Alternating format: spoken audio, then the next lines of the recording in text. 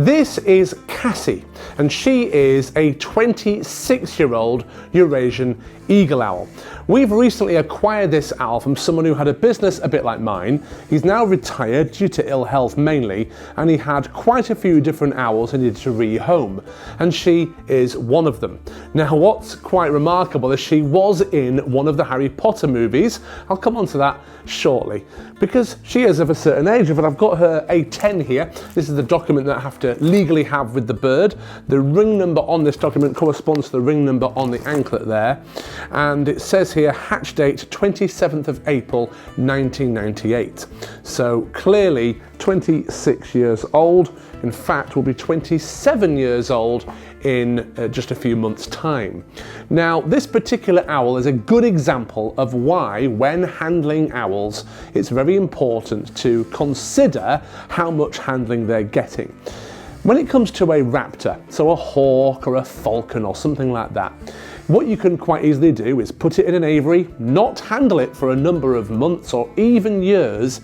You could then get it back out of that enclosure and you would actually be able to retrain it, reman it as it were. Now, you can't really do that with owls. You leave them alone too long and they can lose their tameness, for a better use of a word. Now, usually owls are okay for a number of weeks before they start to lose their tameness. However, certain species, I know with Strix species owls, we had it with an Asian brown wood owl once, just a few days alone in the aviary, and it can suddenly get a little bit nervous when you get it out. So it's really important to continually handle and, if possible, fly the birds of prey, the owls that you've got, to keep them really accustomed to people and all that kind of thing. Now, because the gentleman who had these owls got a bit unwell, he then was not able to handle them as often.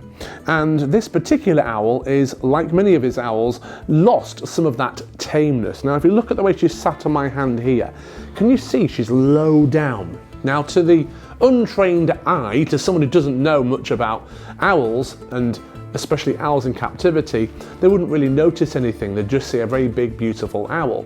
But because this owl is sat like this, I know it's not feeling particularly happy.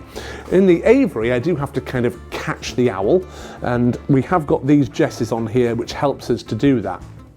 But once it's on the glove, it doesn't really kind of bait, which is what we call trying to fly, but it's not particularly relaxed. Can you see it's keeping an eye on me? Now, you can tell it's a hand-reared owl. I'm able to touch it on the front here. It's not really too fussed in that respect. And you know, it's not terrified, but it's definitely not as tame as we'd like. So what we're now doing with this particular owl is trying our best to reinitiate that nice calm bird that it once was, because it used to do handling experiences and it used to do flying shows. In fact, this owl at one point even did the thing that we've done in the past, where you have volunteers, most of the children, lie on the floor and the owl flies really low over them. It looks fantastic, it's great fun, and it's safer than it looks, though we'll make it look like it's a dangerous thing. And this owl apparently used to do that very trick, as it were. Again, I don't like the word trick, but we'll use it in this case. So it's clearly had some time off. Now, when I went down to collect this owl and others, which you'll see in other videos I'm producing, I had the impression that although the gentleman hadn't been taking them out on display for a while, he had at least been going in, handling them regularly and, you know, putting them on a perch, picking them up, that type of thing.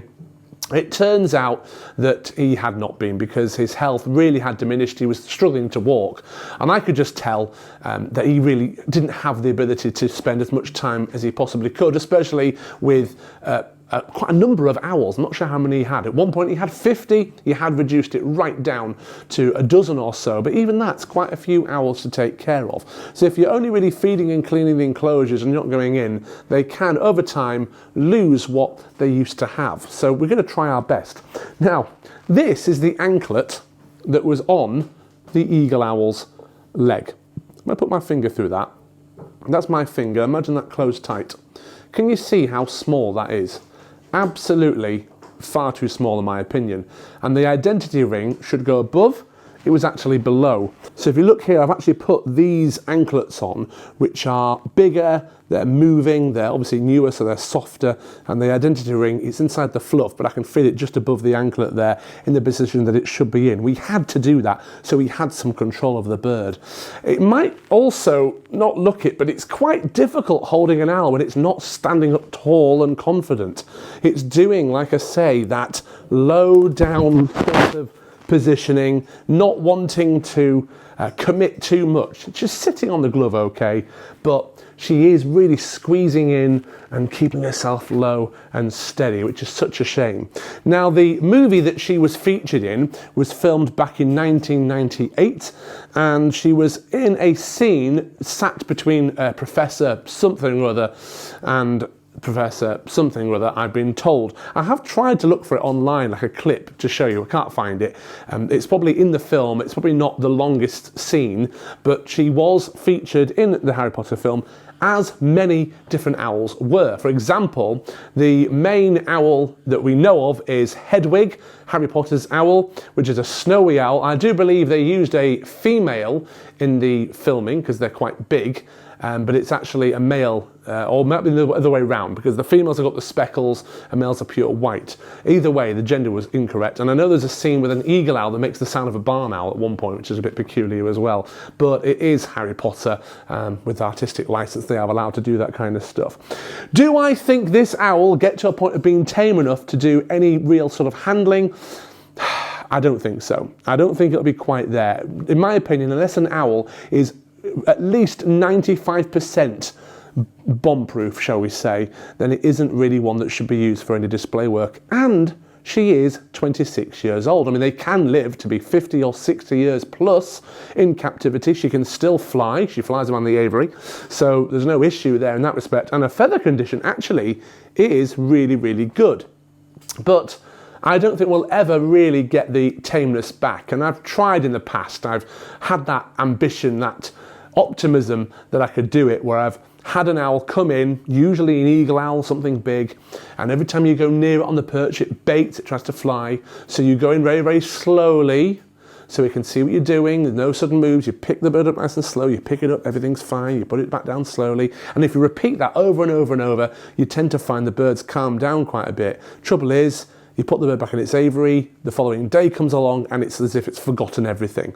So unfortunately, that isn't really ever going to work successfully. And of course, we need birds that are going to fly free as much as possible. Even if it's just in one location at one of the little hubs we're setting up, we're still going to need birds that are flying. And I don't think that'll be the case with this bird, unfortunately. If that is the case, if we really can't get the bird tame enough, and as I say, I don't think we will find a suitable home for it. It'll probably be good in a nice large aviary, maybe at an attraction somewhere so people can see the bird. That would be fine, but I think its handling and flying days are over, partly because of its age and more so because of the condition it's now in, just not really as tame as it would be.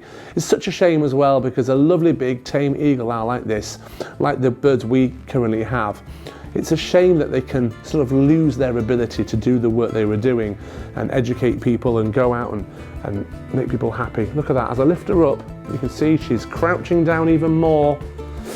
Not ideal. Anyway, Cassie, we'll try our best, and I'll certainly update you here on this channel to the progress with this owl. As always, thanks for watching.